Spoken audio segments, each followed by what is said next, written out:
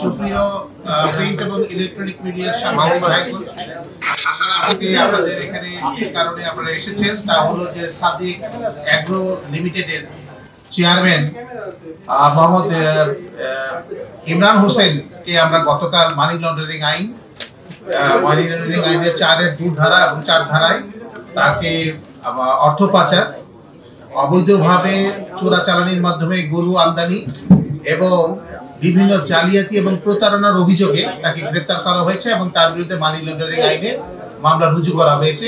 তিনি বর্তমানে আইনানুগ কার্যক্রমের বিরুদ্ধে গ্রেফতারকৃত অবস্থায় আছেন। এছাড়া তার প্রতিষ্ঠান এগ্রো যে লিমিটেড তার এবং তার যে ওখানকার ব্যবস্থাপনা পরিচালক তাদের বিরুদ্ধে আমরা আইনানুগ, এছাড়া আরো 5-7 জনের বিরুদ্ধে আমরা আইনানুগ ব্যবস্থা কার্যক্রম গ্রহণ করছি। আপনারা জানেন যে এই সাদেক এগ্রোর চেয়ারম্যান ইমরান হোসেন উনি মানি লন্ডারিং মাধ্যমে দেশের থেকে প্রায় 133 কোটি টাকার উপরে হবে অর্থ দেশের বাইরে পাচার করেছেন।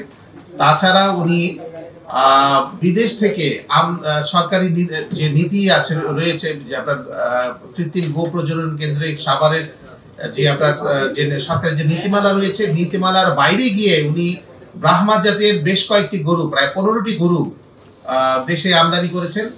এই গরুগুলো আমদানির আড়ালে আমরা যেটা জানতে পেরেছি যে প্রায় 86 লক্ষ টাকা উনি দেশের বাইরে অর্থ পাচার করেছেন। এছাড়া আরো কিছু তদন্ত রয়েছে। আর ওনার নামে বিপুল সম্পদের আমরা প্রমাণ পেয়েছি প্রাথমিক অনুসন্ধানে। আরো অনেক তথ্য আমাদের কাছে আসছে। আমরা প্রাথমিক যে অনুসন্ধানগুলো যেগুলো পর্যালোচনা করেছি সেগুলো দেখতে পেয়েছি যে প্রায় 11 কোটি টাকার উপরে বিভিন্ন ওনার প্রতিষ্ঠানের নামে এফডিআর করে পরবর্তী পর্যায়ে এফডিআর কৃত টাকাগুলো দেশের বাইরে লন্ডার করা হয়েছে। তো বিভিন্ন অভিযোগের বিরুদ্ধে তাকে গ্রেফতার করা হয়েছে এবং বর্তমানে একটি বিচারাধীন বিষয়। আমাদের তদন্ত কার্যক্রম শুরু হয়েছে। গতকাল যেহেতু উনি গ্রেফতার হয়েছেন, তদন্ত কার্যক্রম শুরু হয়েছে। আমরা হয়তো বা আরো নিকট ভবিষ্যতে আপনাদেরকে আর এই বিষয়ে বিস্তারিত জানাতে পারবো।